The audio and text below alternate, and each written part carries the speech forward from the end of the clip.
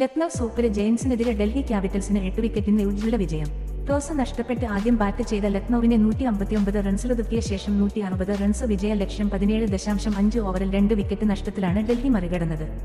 ഡൽഹിക്കായി 36 പന്തുകൾ നേരിട്ട അഭിഷേക് പോറൽ 5 ബൗണ്ടറികളും ഒരു സിക്സറും സഹിതം 51 റൺസ് നേടി. മറുഭാഗത്ത് ഉറച്ചുനിന്ന രാഹുൽ 42 പന്തുകൾ നേരിട്ട് 3 വീതം ബൗണ്ടറികളും സിക്സറുകളും സഹിതം 57 റൺസുമായി പുറത്താകാതെ നിന്നു. 20 പന്തുകളിൽ നിന്ന് 34 റൺസുമായി പുറത്താകാതെ നിന്ന അക്സർ രാഹുലിന് ഉറച്ച പിന്തുണ നൽകി. ജയത്തോടെ ഡൽഹി 2ാം സ്ഥാനം നിലനിർത്തി.